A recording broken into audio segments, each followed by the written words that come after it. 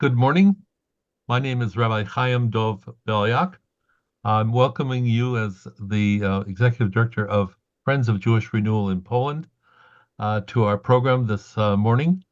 This is part of a special program entitled Freighted Legacy, and I checked today. This is our 31st um, meeting, and we're very pleased to have with us today a guest who's speaking to us from Canada. Dr. James Diamond, and in a moment I will introduce you, along with the person who will respond to Dr. Diamond's presentation, Dr. Richard Hecht.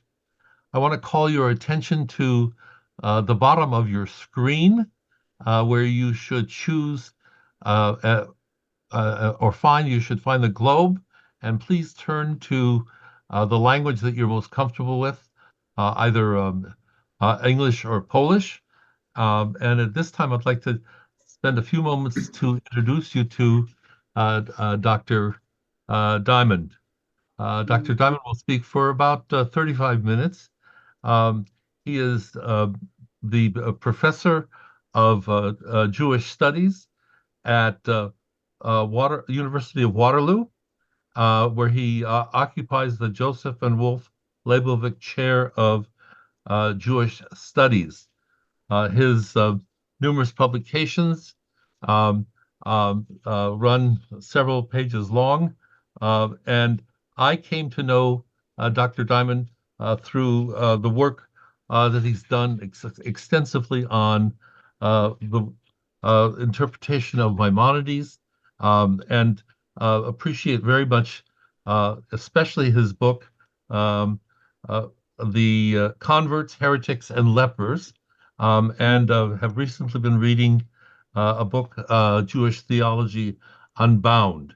A very prolific scholar, and we're appreciative of his participation today. This is part of essentially several themes that we've returned to, and that is the theme of what we learned from the Ringelblum archive. The talk today will focus on one of the most interesting theologies, I would say the interesting theology to emerge from the Ringelblum archive, in a talk that is entitled Raging Hasidic Sermons. These were sermons given in um, the Warsaw Ghetto. At least they were written. And I'm sure Dr. Diamond will tell us more about how they were preserved by a Rebbe by the name of Kalonymus Kalman Shapiro. So we welcome you, Dr. Diamond, and following his talk, Dr. Hector will respond. Welcome. Thank you very much, Rabbi. And I'm just going to share my screen with you here. I'll have a little slideshow. Do you have that now? Do you see that, the slides? Not yet. We'll Oh, oh, see it in a second. there, There it is. there it is. Okay. So, thank you very much again for inviting me. It sounds like a wonderful group, a wonderful organization that you run, Rabbi, and hopefully I'll be able to give you a taste of what I've been working on for many years now. Um, the story behind these sermons and the Hasidic Rebbe, Rabbi Kalonymus Kalman Shapiro, and why they're and how they were preserved is perhaps as interesting and as extraordinary as the sermons themselves. So most people know when you say the Warsaw Ghetto, many people will identify immediately with the Warsaw Ghetto uprising. That is the physical rebellion, but many less people are familiar with the cache of documents that were discovered after the war, buried in the underneath the various places in the Warsaw Ghetto, and which is a story of equally powerful uprising, though it wasn't what perhaps most people consider resistance. Um, in the kind of regular way we picture resistance. Perhaps that's due to movies we watch, but that is armed resistance. But in this case, we have just um, an extraordinary cache of documents that were preserved that are significantly reflect, I would say, spiritual resistance of all kinds, not just religious, but other kinds in the Warsaw Ghetto. And that's where we get to this person, Emanuel Ringelblum, who was a historian before the war, a Jewish Polish historian, born in 1900, was eventually killed in 1944. A member of a kind of a left-wing Zionist group, worked for the Joint Distribution Committee, set up kind of soup kitchens within the Warsaw Ghetto. But what most importantly, as a scholar, as a keen observer of events, he felt it very important to preserve a record of what was going on in the ghetto, knowing full well that the end was coming, most likely for him and everyone else in the ghetto.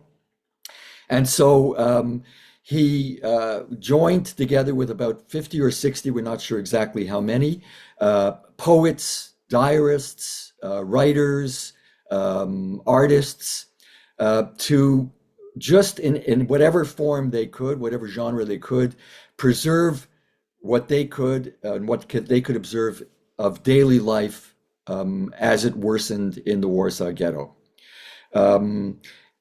Before the ghetto was destroyed, they managed to bury in three different batches the documents. Now we're talking about we're not just talking about a few, we're talking about 35,000 pages, about 6,000 documents, and extremely important, obviously. At the end of the day, the Warsaw Ghetto Uprising, the armed revolt, was never mounted to escape, or everybody knew they were going down fighting. The difference between that and this is, aside from one is armed and one is kind of literary, spiritual, I would call it, is that this actually left us a record, again, a documentary record that is just overwhelming, that gives us a window into almost every facet of life in the Warsaw Ghetto. Now, as I said, three batches. There were, fortunately, had this not occurred, virtually everyone in that group, including Ringelblum, were murdered. Miraculously, although I'm a little bit wont to use that word, miraculously, but miraculously in this case, in terms of discovering the documents, three people survived, and importantly, one of those was actually Ringelblum's right-hand man.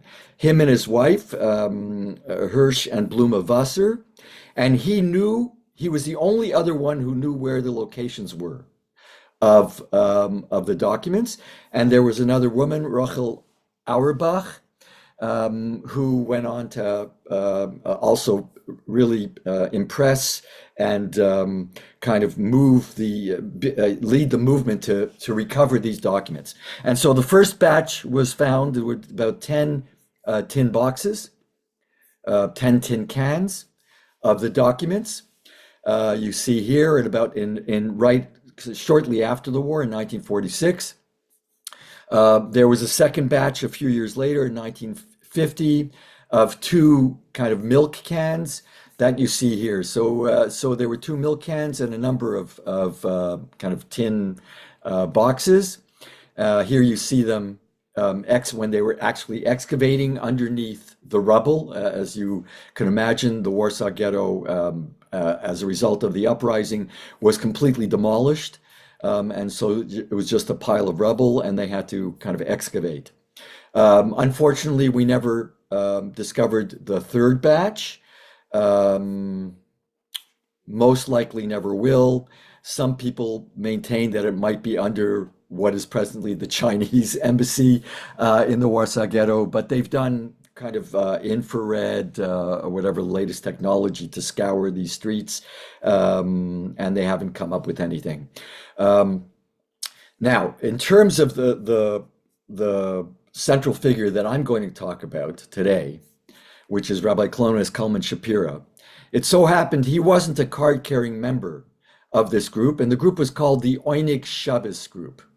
Um, the Hebrew means kind of Shabbos afternoon, kind of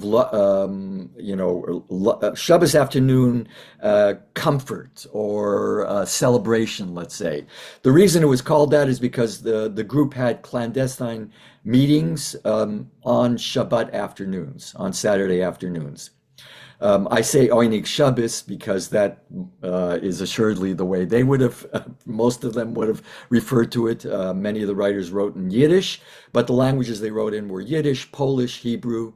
And all of those archives, all of those documents are well preserved actually in Warsaw right now at the Jewish Historical Institute by a wonderful group of Polish historians that have worked effortlessly to preserve and document them, and we actually have them all published now. Though he wasn't, Rabbi Kalonymus Kalman Shapiro was a Hasidic Rebbe, that is a leader of a Hasidic group. It was a rather small group. He descended from a very prominent line of Hasidic leaders. And he was called the Piasetzner Rebbe after the place, the location where he kind of acted as the main spiritual leader, which is basically a suburb of Warsaw. Right now, it's very close to Warsaw. And then when the war started, he had to move to Warsaw and was inhabited the Warsaw Ghetto from the time. So we're talking about from the time the war started in the fall of 1939 until the deportations, until the ghetto was set up a year later, and until the summer of 1942, when the great deportations occurred that basically deported most of the Jews in the ghetto to the various killing centers in the concentration camps. What is extraordinary about him and is absolutely unique, and this is something that people aren't quite aware of, even people familiar with the sermons, is that not only is it unique, but it is singular. What I mean is he gave sermons virtually every week for 2.5 years of cycles of readings of the Torah. So as many of you might know, there is a portion read from the Torah every week, and almost every week for about 2.5 years. He gave sermons related to the various portions read that week.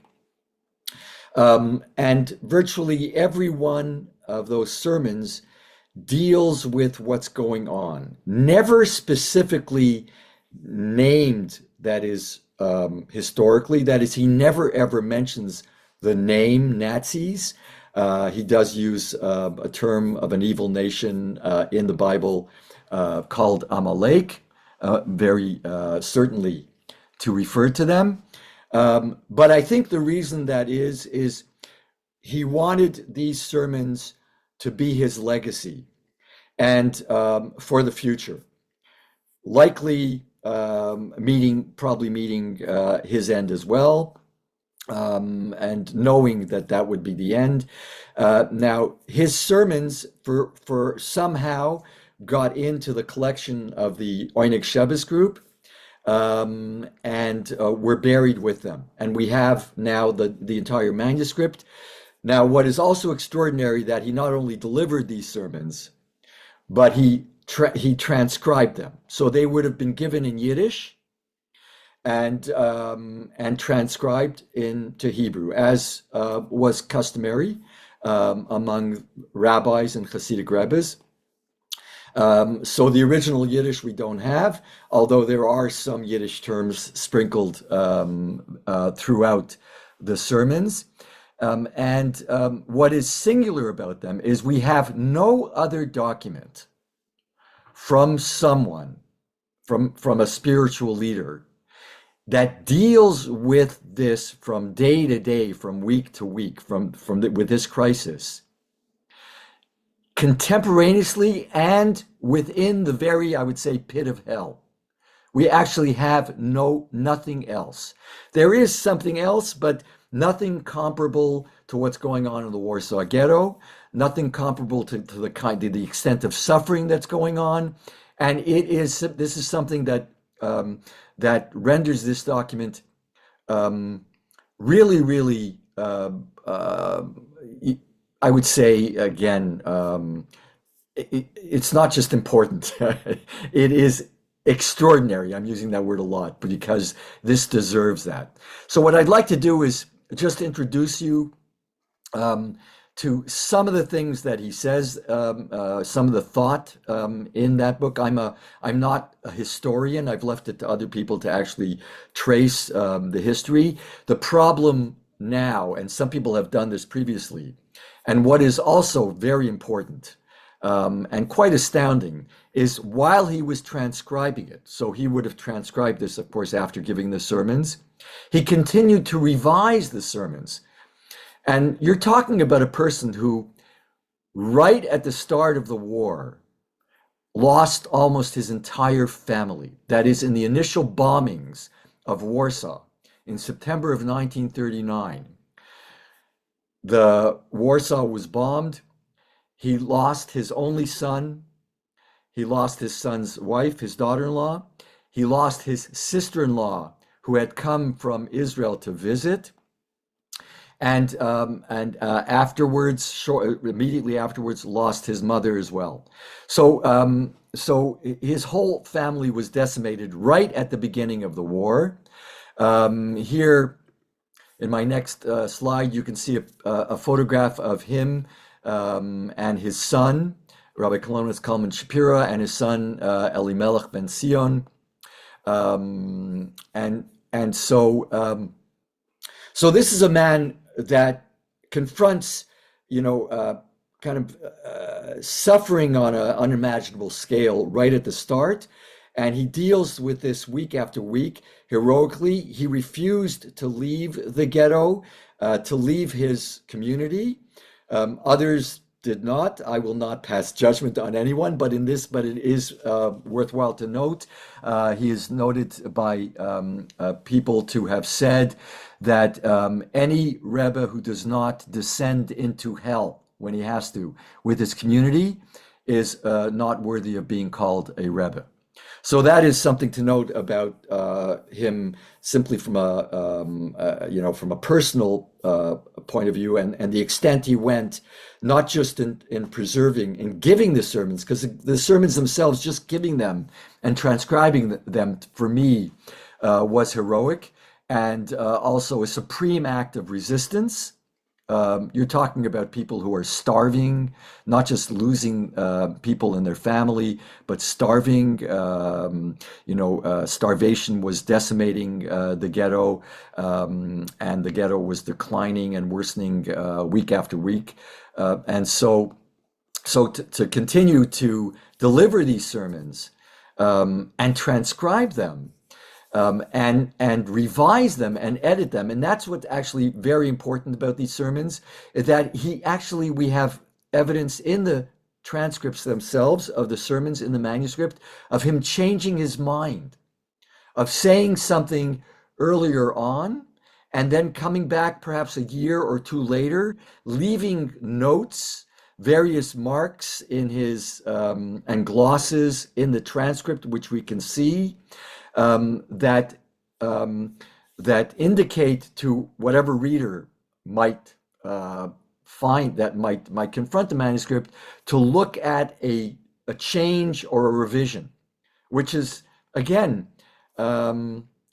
one has to imagine what's going on. I mean, within the chaos and death and suffering of the community, for a person and everybody else also in this Oyneg Shabbos group, for them to continue to write, to draw, to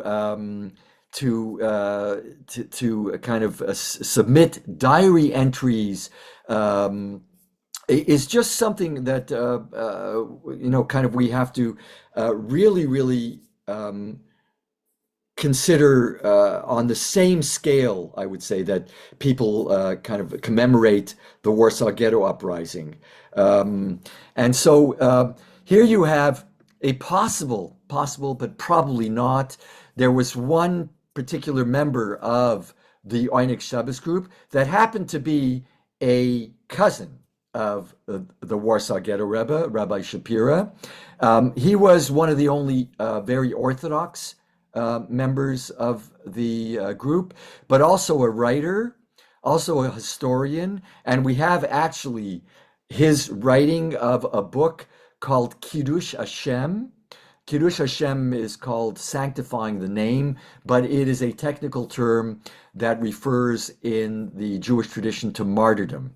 And in this book, what he did was preserve accounts of the extent Orthodox people went to in order to preserve their faith or to continue to perpetuate faith under the direst of circumstances. He was also murdered in 1942. Perhaps that was the connection, but we now know that because the sermons were buried probably after he was murdered, most likely the connection was there, and they got to the Oyneg Shabbos archive in some other way.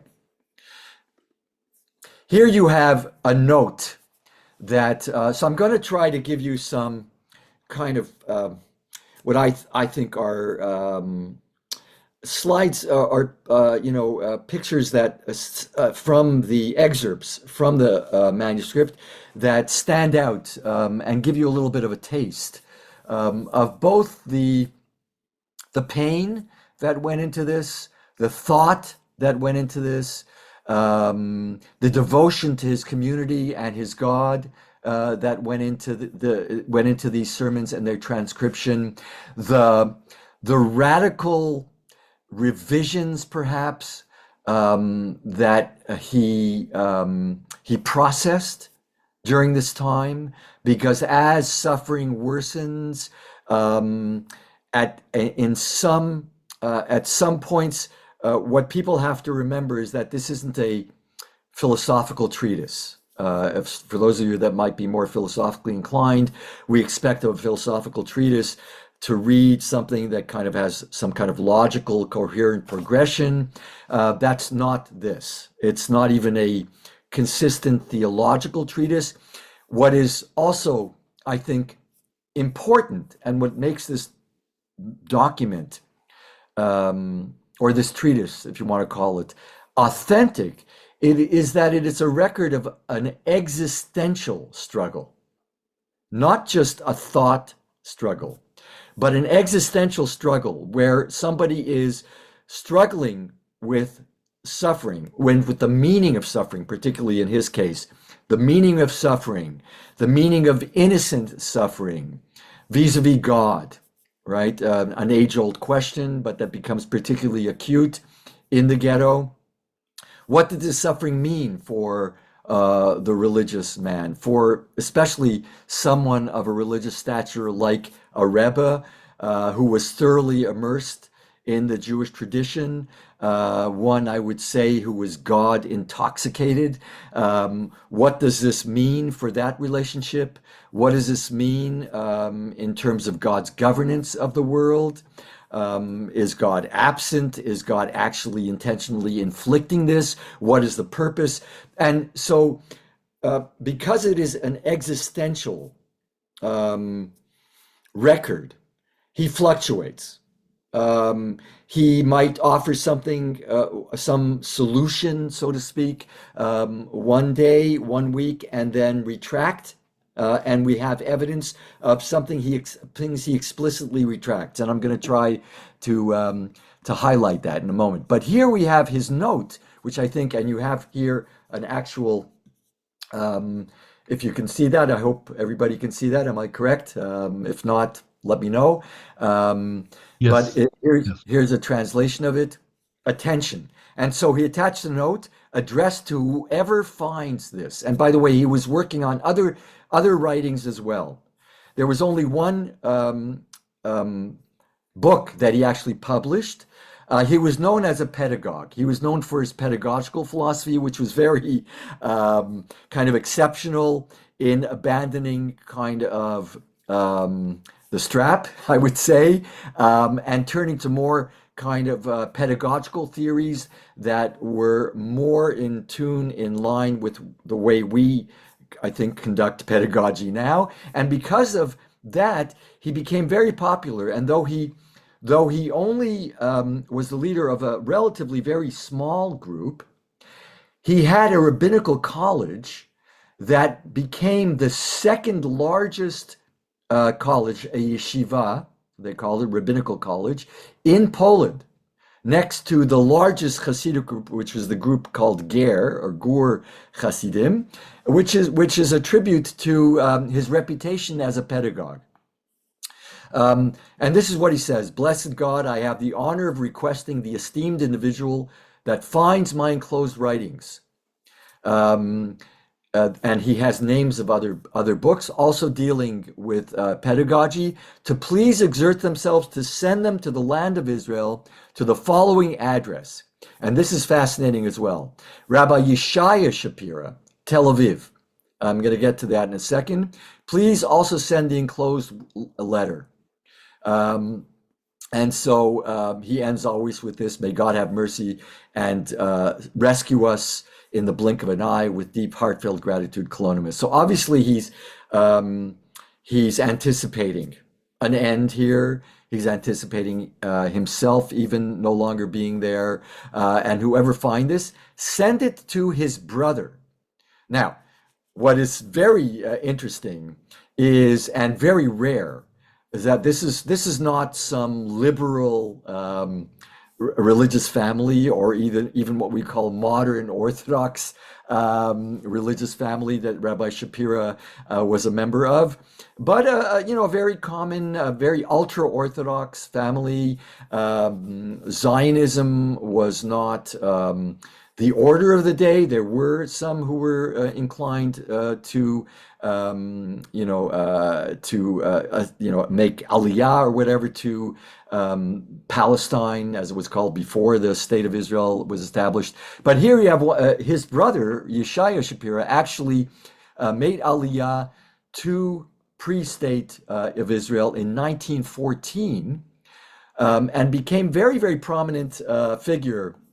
Not well understood and not well kind of studied. There are actually some people who are coming out now with a book on him as well. He was known as the Rebbe HaChalutz, the pioneer. Chalutz is a term that was given to Zionist pioneers, secular and religious, and he was known as the pioneer Hasidic Rebbe. And this is who he addressed his manuscript to, that it should be, whoever finds it should be sent to him. Of course, this is not the age of mass communication. It's not even the age of, letters, unfortunately, didn't get to people in that short of time period. Unfortunately, they never saw each other again. Rabbi Shapiro's brother died just before the war ended, not knowing what happened to his brother, and Rabbi Kalonymus Shapiro didn't know what happened to his brother, and so here you have an actual picture of his brother as a younger man and as a farmer. He actually was one of the founding members of the religious Zionist movement called the Mizrahi, or Poel HaMizrahi, kind of the socialist religious group, and started even a bank that was the precursor to the Poel HaMizrahi bank. and then gave it all up and actually became a farmer. So a very, very interesting figure on his own right. Unfortunately, both of them didn't survive the war. Um, and so this is actually within that bundle of writings. He had a private letter to his brother. And he says, I ask of you, my beloved brother, to take these essays. And this is, I wanted to get to this because this is the title, I would say, or non-title that he gave to his collection, Chidushei Torah, that is Torah perspectives, they call them novellae or new perspectives from the years of rage, 5700. This is 1939 to 40, 57. Well, these are the Hebrew years from 1939 to 1942, and make an effort to publish them.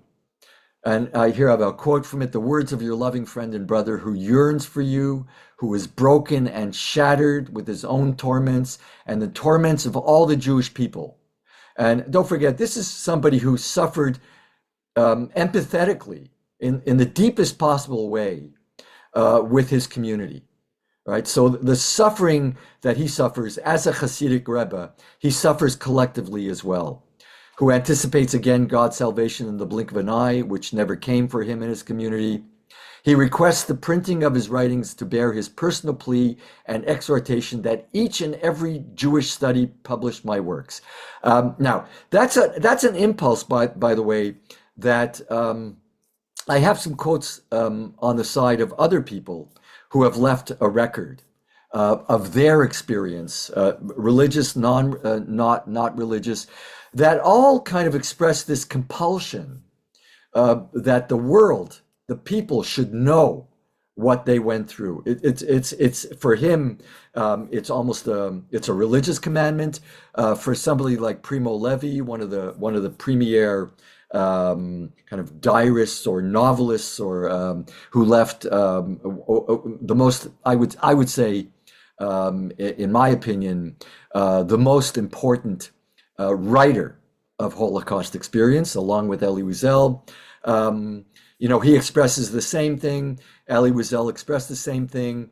Others who left diaries also expressed that same compulsion to leave a record.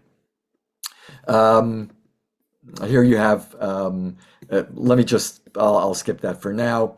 The Years of Rage, the manuscript, or the title of it, was known as Eish Kodesh, Holy Fire. Until recently, it still goes by that name, because when the original community that was left in Israel, so you still have to this day that Hasidic group preserved, but through the brothers line. That is, the brother left children, and those children carried on that line, what they call the Piasetzner Hasidim. And so he called it, but he himself called it, they called it, when they got a hold of the manuscript and published it, the Eish Kodesh, the Holy Fire. He called it the Years of Za'am. Za'am means rage. That's the reason I chose this title. And it is a word that resonates, a Hebrew word, resonates with very particular types of rage. And in his case, he's pretty sure referring to divine rage, because everything always traces itself back to God. And here's what he means by Zam. I sought a man, and I'm just giving you two examples from the Bible. I sought a man among them to repair the wall, or to stand in the breach before me. God is saying this, on behalf of this land, that I might not destroy it, that will protect people from the fire of my rage. So that's one sense of it that I think he intends. That is, the sermons are addressed. Hasidism has this idea well embedded that the Rebbe is also somebody who advocates on behalf of the community with God. The Rebbe has a particularly close relationship with God and can actually impact and change God's behavior. I know sounds kind of a little bit strange, but it is well kind of developed within Hasidic theology. And I think the sermons are meant in that case, in that sense. These sermons are him standing in the breach to defend his community from the za'am, the rage of God. The other sense of it is the way he sees it. It is a rage. In the Bible, it's a word that's used for indiscriminate rage. Rage, and you could see this a verse from Lamentation. In his, God's raging anger, he spurned priest and king alike. That is, it was so indiscriminate that it attacked both religious figures, political figures, if you want to call priest and king that way, indiscriminate. So that's a little bit explanation of the title. Here you have a kind of just a picture of a typical page from the manuscript. You can see kind of the manuscript itself, I think, reflects the kind of struggle, crossing outs, marginalia, glosses. There are marks here that tell you about revisions, about things that should be, things that you have on the margins that should kind of be included within the text, which shows you the work and the thought and really the struggle that was invested in this text. Here you have the actual document that I saw. This is when I was actually in Poland at the Jewish Historical Institute, and they brought out the manuscript. I would say, from my own personal experience, perhaps one of the holiest objects that I've ever kind of held or seen up close. So I don't want to take up too much more time. Here is just an example, a picture of the old kind of edition, which I don't think anybody should any longer use, and the newer edition, correctly called, as opposed to Eish Kodesh, the Holy Fire, correctly preserved the way the Rebbe wanted it, Sermons from the Years of Rage, Drashot Mishnot HaZa'am. So what I'd like to get to is one revision. I had others, but I think this is the one that is most important. In a sermon that was dedicated to the holiday Hanukkah in December of 1941. So we know the dates these sermons were given, which is very important, so we can kind of correspond. We kind of know what's going on in the ghetto from other documents from the Yonik Shabbos group, from other diaries. We have diaries from people that were preserved as well. So we know the extent of the suffering that's going on contemporaneously when these sermons are being given. This is what he said in December of 1941. And he's responding to people's concerns. It is true that trials such as we are enduring now come only once every few centuries. In any case, how can they help us understand the current acts of God? When one learns a verse, Talmud or Midrash, and hears of the suffering of Jews from earlier times, how did faith remain intact? Yet nowadays, faith is weakened. I mean, this is what he's responding to people. People's faith is being weakened. The Sabbath is no longer being observed. People are concerned. People are just abandoning because of the suffering. And this is his response. And it's a traditional response. The people who say that trials such as these never existed in Jewish history are mistaken.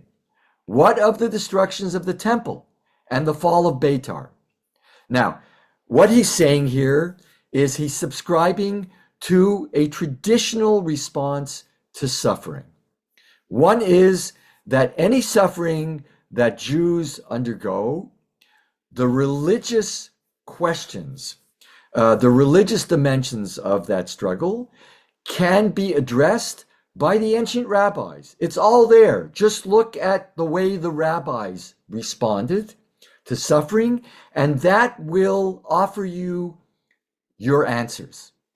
And then the classic catastrophes, which elicited many, many rabbinic responses. Those are the ones that can address, can help us understand this, the present suffering in the Warsaw Ghetto, in the Holocaust. And that's why he mentions the destruction of the temple, the fall of Beitar, which comes about 70 or so years after that, in 135, was kind of the end, the end of that consummated the destruction of the Second Temple, and becomes the standard of all, the kind of the climax of all Jewish catastrophes, which elicited rabbinic responses, and that becomes the, I would say, canon of rabbinic responses on which all religious figures can draw on to understand suffering. And that's what he's saying in December of 1941. And this is, I'm gonna try and end with this. What happens is something that you don't usually confront and you don't usually see in books or essays that are addressed to this problem, the problem of the magnitude of the suffering of the Holocaust. And this is this note. This is a corrective note that appears after the sermons end. The sermons end, by the way, in July of 1942. Towards the end of July of 1942, the great deportations, they call them, begin, and that's when the sermons end, because there's no longer any community to address. He continues to revise and transcribe these until maybe 6 months after.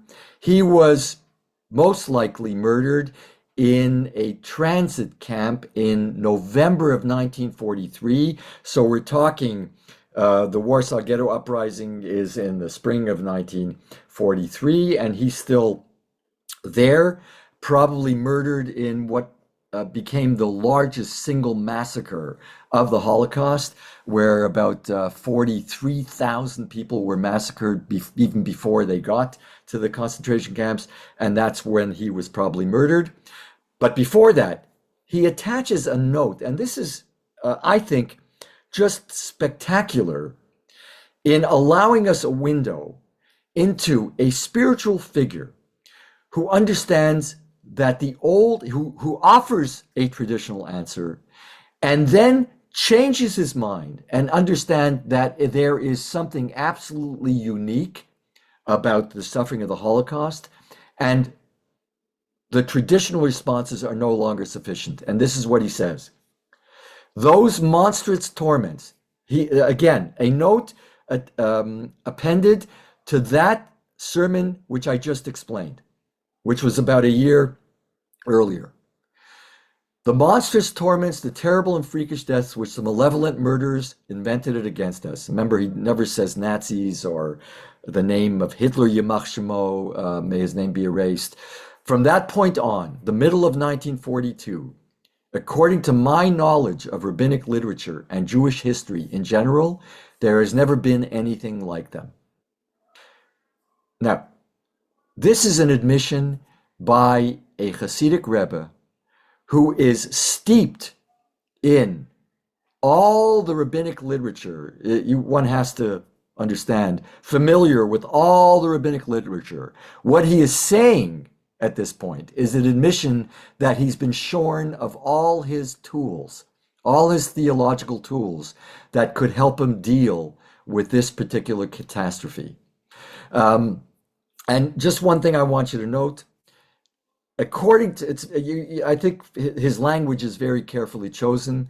According to my knowledge of rabbinic literature and Jewish history in general, what he's saying is, from two levels, I'm kind of left bewildered.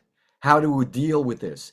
That is, I can't deal with it theologically, according to the way the rabbis have constructed Jewish history, nor can I deal with this. This is absolutely unique within Jewish history, if you want to call it secular accounts of Jewish history. This is absolutely unique. So, so that's one thing I wanted to point out. There are others as well, but I don't have time. I want to kind of end. And so I'll end with this. His sermons end, um, as I said, along almost exactly the date when Adam Chernyakov, who was the head of this Jewish council in Warsaw, um, actually committed suicide. Almost exactly the same dates that the sermons end. The sermons are kind of a sermonic suicide, I would say. And here you have an actual suicide where he kept a diary virtually daily. And when they asked him that you have to provide, um, it's horrible to say, but product, merchandise in the Nazis' language. You have to provide us thousands of people a day to be deported. He tried to advocate to exclude the orphans. He couldn't. And then he left, purported to have left a note and committed suicide before having to go through with this duty. They are demanding that I kill the children of my people with my own hands. There's nothing for me to do but die. Chaim Kaplan, another author of a diary in the Warsaw Ghetto, has some of the same sentiments that the Warsaw Ghetto Rebbe had. When my end comes, what will happen to the diary? They're concerned about leaving their legacy. And I want to end just with this last statement of a young member of the Oinik Shabbos group, David Graeber. He was 19. We have what he said because he wrote this out when he buried. He was the one that was commissioned to actually bury a batch of the Oinik Shabbos group. And I'm just going to end with this. Actually, if I'm going to end with one more thing, I'm sorry I'm taking up a little more time. What we were unable to cry and shriek out to the world, we buried in the ground. I would love to see the moment in which the great treasure will be dug up and scream the truth to the world, so that the world may know all. So the ones who did not live through it may be glad, and we may feel like veterans with medals on our chests. May the treasure fall into good hands, which they did. May it last into better times. Well, hopefully. May it alarm and alert the world. So this is my final slide that kind of captures from the Rebbe the end. What you have here is his signature that was appended to one of the books that he wanted published as well. And what it says here is Rabbi Kalonymus Kalman Shapiro, the son of the father, Zecher Tzadik Livracha, may his memory be preserved. And you see you have something crossed out.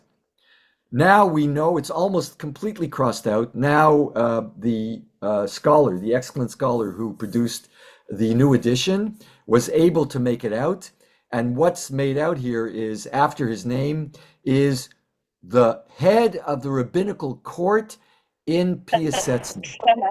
So what happened is this is a visual kind of reflection of the devastation. He crossed out his official function as the chief rabbi, in a sense, of his community. He crossed it out because there no longer was a community. So I'll stop there, and I'm very happy to kind of take questions if there are any, and I'll hand it back to our host, Rabbi Biliak. Thank you. Very appreciative of your presentation, and I want to turn immediately to my colleague Richard Hecht with just the words that Richard Hecht is one of the most wide-ranging scholars of our generation, from studies of the city of Jerusalem to studies of religious phenomena, the phenomena of time and space, in the history of religion. And I'm appreciative of his having prepared to respond to Dr. Diamond. And afterwards, we'll invite questions from the community. Thank you very much. And Jim, thank you for this extraordinary overview of this very, very significant document from the Shoah And last night, as I was preparing um, to enter into a dialogue with you, I don't want to pursue what I was thinking of last night, but rather to try to abbreviate it to one or two questions, so that we have some time to get people who are following the presentation. So the first question I have is really to push you a bit in your description of what this document is. You said it's not a philosophical treatise, um, because it doesn't have an argument. It's something like uh, it's something else. Could you say a bit more about what you think this document is and the strategy that Rabbi Shapiro is using to be the advocate standing in the breach, with this horror that he sees all around him? Yeah, that's a that's a very, very good question. I tried to get a sense of it, as I moved along. Um, because when people read the manuscript, very often, and there is an English translation of it. um, there is a very important sense or dimension of it that people lose, because much of the terminology that is used draws on Hasidic terminology that is deeply embedded in Kabbalistic or mystical terms.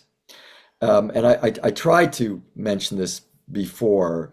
Um, what he's doing is conducting not just um, well, it's not just a dialogue, not just being a kind of a rabbi from the pulpit, speaking to his community on the Shabbat as you would have any rabbi that might be addressing a concern or a political event or a crisis in the community, and then you'll always take the the passage of the week and kind of somehow relate it to current events. Um, what he's also doing is conducting a dialogue, I think, with God herself, but obviously in the rabbinic tradition, always in the masculine. Although in the Kabbalist tradition, it's bigendered, which is interesting. Also, it's a bigendered God. So there is a dialogue. This is a record, I would say, again, as you pointed out, not a philosophical treatise that you and I think, you were very much so, and that's my training as well, a philosophical treatise. So don't read it to expect that. Don't read it to expect some resolution of the question of evil and innocent suffering and a just and omnipotent God, which has kind of plagued religious minds for millennia. Don't expect that. Don't expect that. Um, but it's a dialogue with God.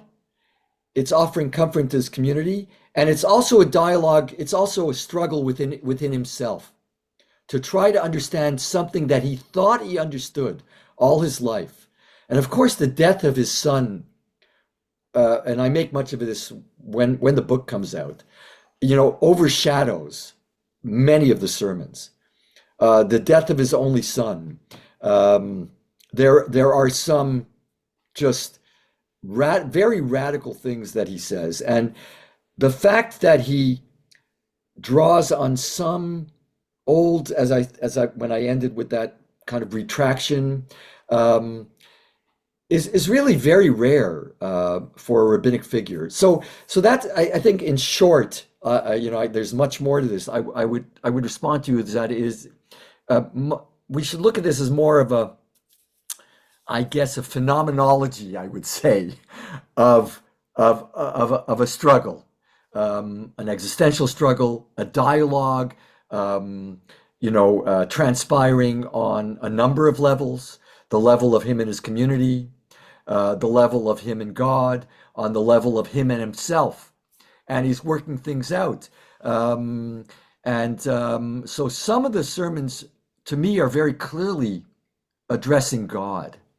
And kind of, I don't know if I have time. I could actually raise in response to your question one particular sermon, but I think, I don't want to take up too much time, but I hope that's kind of a short response to what you were asking. Richard, go Um, ahead, please. the Well, I think I understand what you're getting at in terms of this phenomenology. I also think that in other places, in other things that you've written, you've described it as a kind of hermeneutical and homiletical document. And you brilliantly show in your article that it's one of the best exegetical works on Hasidic thinking. Your article, the Warsaw Ghetto Rebbe, diverting God's gaze from a utopian end to an anguish now, and the way that you make that argument is just absolutely fantastic with the detail at every point. But now I want to ask another question that follows on this, and that is, where is hope in the Rebbe's thinking? Um, so, there is a debate here, an important debate among scholars, um, whether he lost faith, when you ask about hope. Now, um, I have um, I have challenged that. Um, I would never, and I think it's almost an arrogant thing to say that he lost faith. Now, there are revisions that he's calling for to what we normally call the covenantal faith, or this kind of reciprocal relationship with God. And clearly, as a result of that note, that retraction I showed you, and others, there's others as well, he's rethinking that, but not abandoning it.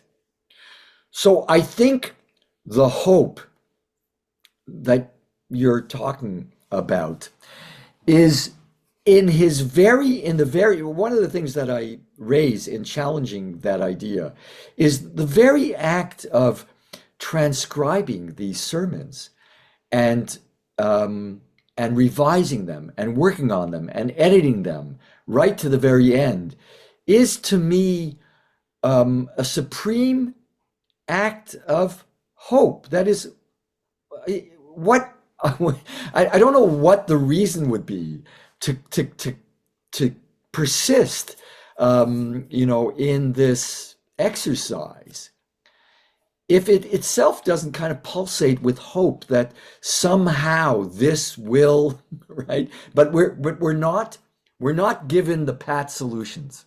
We're not given kind of, and in fact, there are other sermons which even, I think, explicitly abandon old, what we call theodicies. Richard, you know that, and you're felt well aware with this. And I think he abandons old theodicies quite explicitly.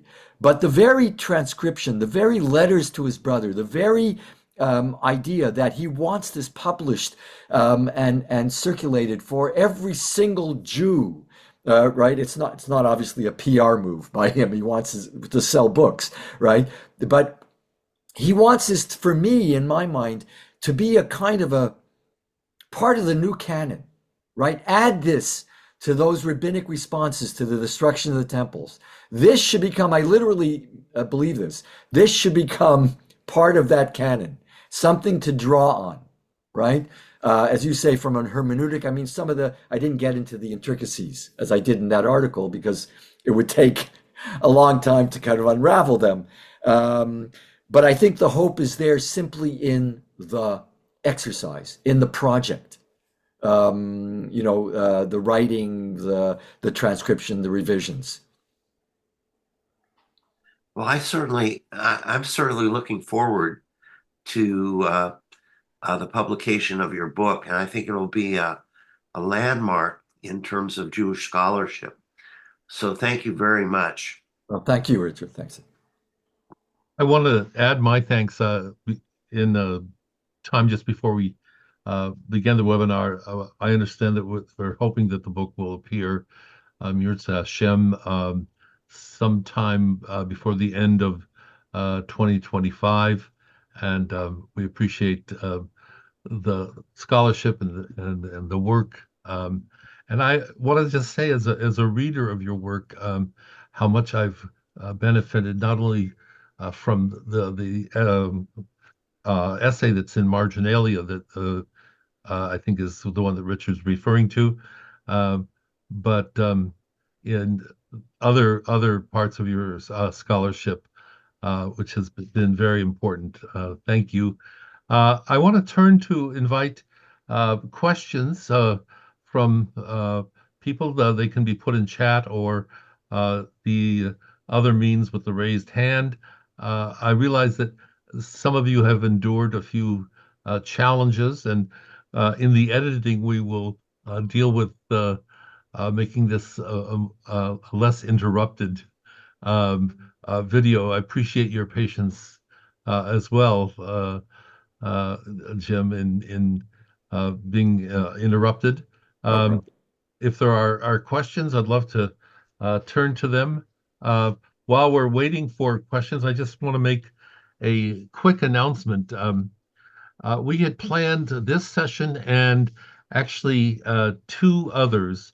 One is delayed because of the illness of Michael Steinlauf, and we hope he'll be well soon.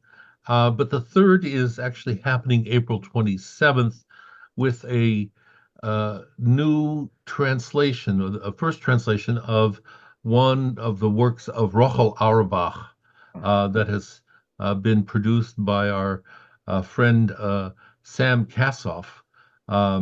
And you mentioned earlier the three people that survived. Rochel Auerbach went on to become very integral in bringing the documents to the attention of the public through various means in her work at Yad Vashem and also at the Eichmann trial. This book that Sam has translated for us from the Yiddish represents the fact that she gave the description of her work in working primarily in the soup kitchens that were set up, and her reflections on all that was happening to the archive. It was buried. She did survive the war and retrieve her book, and she adds later reflections shortly before her death. And this book entitled Warsaw Testament will be the subject of Sam Kassoff's talk on April 27th. We have a question from Michael Schur.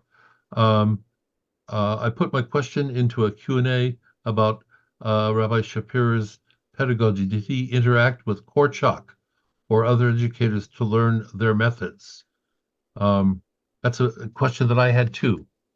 Korchak was known for what I call the strapless approach that you identified, and wondering if there was a possibility that they were in touch with each other.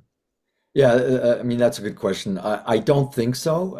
I mean there's no mention, and I don't think that he was or read even what was current in pedagogical theory in secular terms. But again, people have to understand things are in the air, right? I mean, ideas are in the air, and often with rabbinic figures such as this, they may not be reading the stuff, but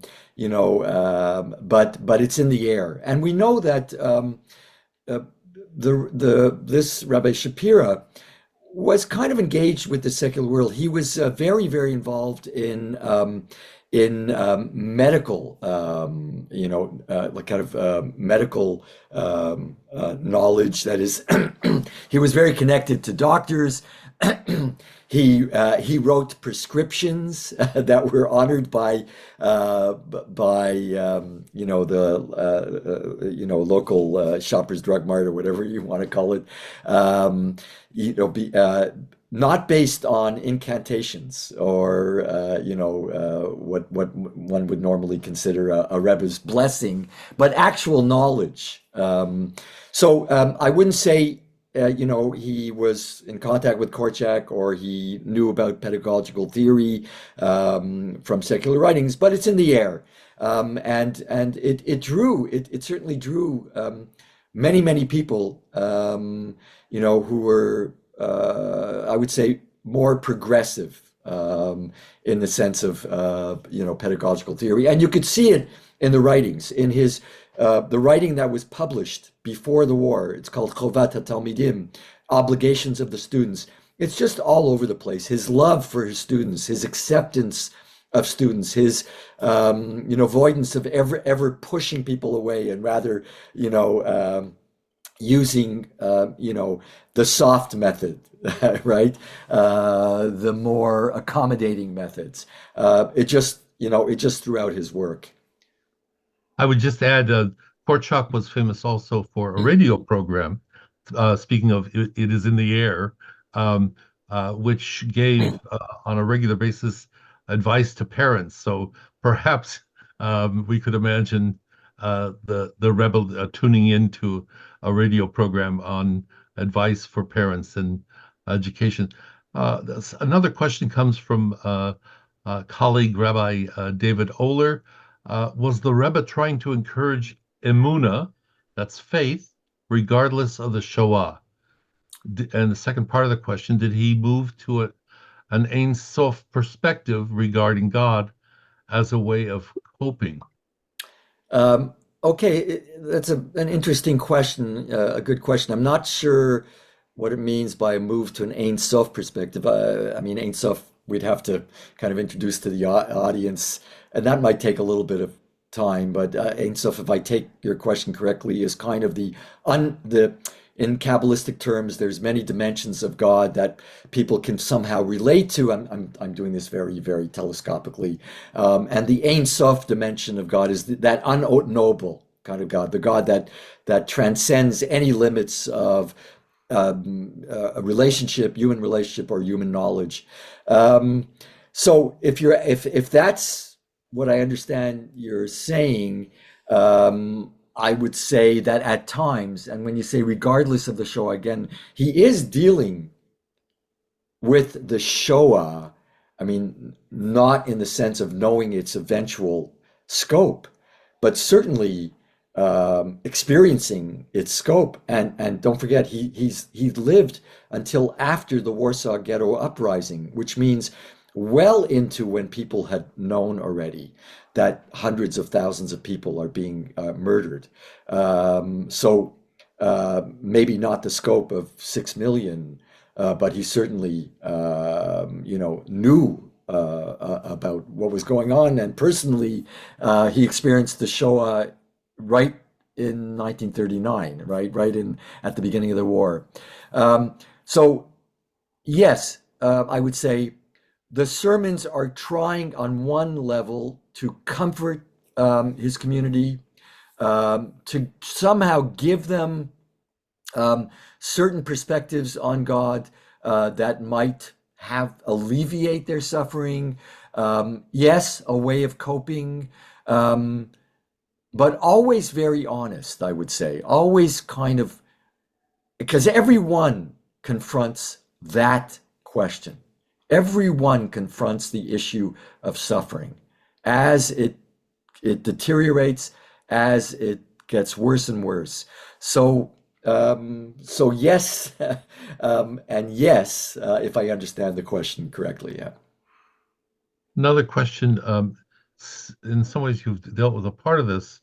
How much did Rebbe Kalonymus know about the Holocaust? And I don't know if you want to add a note. Yeah, so I think I did address that. I mean, again, he doesn't have an outside view as we do, kind of a hindsight view of the scope of it. Even we didn't until all the historical kind of studies were done. You know, so so but he was dealing with it, I mean, experientially. When the great deportations begin in July of 1942, he is confronting the Holocaust up front. I mean, people are being taken to what's called the Umschlagplatz, knowing pretty well where they're going, the knowledge of the killing centers. There are people who are coming into the Warsaw Ghetto already with information about what's going on. So again, obviously, the objective scope that we now know of because of historical studies and because of the detailed historical accounts, he wasn't familiar, but he's certainly familiar with the scope on the scale of his own direct confrontation with it. So I would say yes. When he, for instance, when he says that note that I talked about, that itself tells you, gives you a yes to this question. He understands that this catastrophe is greater, is more, raises more, is more problematic in terms of suffering, in terms of its scope, than the greatest catastrophe that happened to Jews 2,000 years ago with the destruction of the temple, or that was acknowledged as the greatest catastrophe. So yes, I would say yes. Thank you. I'm going to take the privilege of inviting the people who are asking for sources on how to prepare to read your book and suggestions about using the example of the life and the writings of Piaseczna Rebbe for public school teachers as something that we will add to a note when we uh, publish the video, which we hope to do fairly soon. And I want to conclude at this point to ask Richard if there's another thought that he would like to share, or uh, give the final word to you, Jim. Uh, Before I just add my thank you with all the technical difficulties which happened today, to your patience, to your gracefulness, and your wisdom in introducing this to us. Richard, would you like a word? Richard or Jim? Richard first, and then can't hear you. Oh, You're you're. I defer to Jim. okay. Oh, thank you, Richard. I would just end with one thing because I know there was an important question about if we were to share one passage of sermon. It's hard. It's hard for me to select one. So I think just an answer to your questions and anybody who's interested, I'm not coming to challenge a lot of this, but there is this book that I would highly recommend, which is the first real scholarly work, but written in very, very accessible terms. It's not written in, jargonistically. You don't need to have, years of a PhD to read it. But it is a wonderful book by a guy named Nehemiah Poland, still around, who originally introduced the English-speaking word to the works, and it's an excellent overview, thematic overview of the sermons. So I'm just hoping my book will add to this. I'm just kind of using this book as a kind of a starting point, and then what I'm coming out with is adding, and of course adding to once now that we have the manuscript, all kinds of things that have to do with the revisions. So that's what I would respond with, I hope everyone now realizes that it's very important to me, and I'm tout this all the time. I started the lecture with that the spiritual resistance, reflected by this, and those members of the Oynik Shabbos group should be as celebrated, and I'm not demoting this or putting it down by any stretch of the imagination. The armed resistance as well. This is just as significant, just as important, and should be celebrated as well. And it always kind of confounds me. Since Samuel Cassow, your next speaker, brilliantly, has introduced the world to the Einik Shabbos group, more and more people know about this. But I still meet people, in the Jewish community that like have no idea about it. So I would highly, highly recommend the book I mentioned, and then getting into there's an English translation of it as well, to celebrate this and commemorate them. Yeah. Thank you very much again for your sharing this time with us. And I want to make mention of our next event, which is April 27th. Before I close, I want to invite people to consider joining the clergy cabinet of Friends of Jewish Renewal in a special learning and encounter with the members of the Jewish community in Poland. Will be meeting in Warsaw May 14th through May 22nd. And we would love your inquiry to join our study and our experience together. Will be a unique tour. And quite frankly, I want to take up the fact that we've constructed this trip to be a invitation for people to understand the spiritual resistance issues and the legacy of the 1,000 years, as opposed to an emphasis on the 6 years of rage.